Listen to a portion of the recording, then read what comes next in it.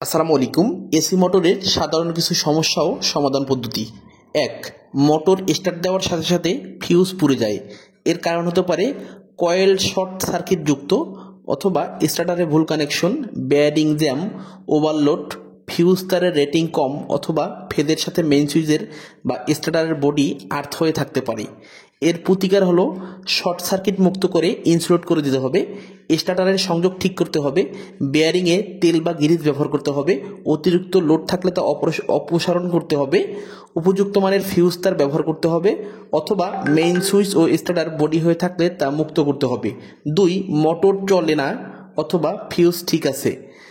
এর কারণ হতে পারে সাপ্লাই নাই, সুইচের কন্ট্যাক্ট ঠিক নাই, কয়েল ওপেন সার্কিট অথবা নিউট্রাল কানেকশন খোলা থাকতে পারে। এর প্রতিকার হলো কন্ট্যাক্ট পয়েন্ট চেক করতে হবে, কার্বন জমে থাকলে পরিষ্কার করতে হবে, কন্ট্যাক্ট ঢিলা থাকলে টাইট করতে হবে, কয়েল কাটাছিড়া থাকলে জোড়া দিতে হবে এবং নিউট্রাল সহ সকল কানেকশন চেক করে ঠিক করতে হবে। ৩. মোটর উল্টা ঘুরে। এর কারণ স্টার্টার বা স্টার্টারে ৩ ফেদের যে কোনো ২টি ফেদের সংযোগ নেই। এর প্রতিকার হলো ৩ ফেদের মধ্যে যে কোনো ২টা ফেদের সংযোগ পরস্পরের মাধ্যমে পরিবর্তন করে দিতে হবে।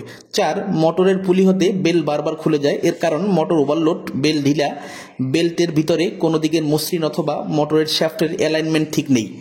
এর প্রতিকার হলো লোড কমাতে হবে, প্রয়োজনীয় বেল্ট ছোট করে টাইট করতে হবে, বেল্টের ভিতরের দিক আঠালো পদার্থ অথবা রজনের গুঁড়া মেখে দিতে হবে এবং অ্যালাইনমেন্ট চেক করে ঠিক করতে হবে।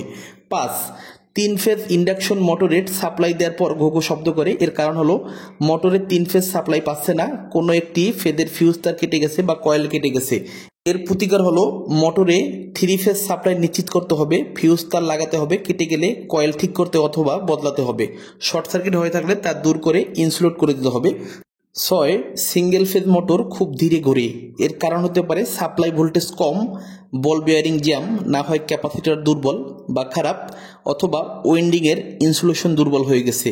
অনেক দিন হয়ে গেলে কয়েল দুর্বল হলে এই সমস্যাগুলো দেখা দেয়। সেক্ষেত্রে এর প্রতিকার হলো উপযুক্ত ভোল্টেজ সাপ্লাইয়ের ব্যবস্থা করতে হবে, বেয়ারিং তেল বা গ্রিজ দিয়ে ঠিক করতে হবে, ঠিকঠাক হলে বদলাতে হবে বেয়ারিং, ক্যাপাসিটর খারাপ হলে বদলাতে হবে, ইনসুলেশন বার্নিশ করতে হবে এবং তাপ দিতে হবে। এতে ঠিক না হলে মোটরকে অবশ্যই রিওয়াইন্ডিং করতে হবে। ৭. মোটর খুব বেশি গরম হয়, বেয়ারিং ক্ষয় ও জ্যাম হতে পারে, ওভারলোড থাকতে পারে, কয়েল শর্ট সার্কিট থাকতে পারে এবং ডিসি মোটরের বেলায় ব্রাশের অবস্থান সরে যেতে পারে। এক্ষেত্রে করণীয় হলো বেয়ারিং বদলাতে হবে, শর্ট সার্কিট দূর করতে হবে। এছাড়া যদি শর্ট কয়েল থাকে বদলাতে হবে এবং ব্রাশের অবস্থান চেক করে ঠিক করতে হবে। ওভারলোড থাকলে লোড অবশ্যই কমাতে হবে। সম্মানিত ভিউয়ার্স, এখানে যে সমস্যাগুলো বলা হয়েছে এই সমস্যাগুলো মোটরের কমন কিছু সমস্যা। আশা করি এরকম সমস্যা পেলে আপনারা নিজেরাই সমাধান করতে পারবেন। আমাদের এই প্রতিষ্ঠানে মোটর রিওয়াইন্ডিংয়ের কোর্স চলমান। এই কোর্সে আমরা 5 ধরনের মোটর বাদিয়ে থাকি: single phase induction motor, 3 phase induction motor, BLDC motor, table ফ্যানের মোটর এবং সিলিং ফ্যানের মোটর। প্রয়োজনে আমাদের সাথে যোগাযোগ করবেন। ধন্যবাদ।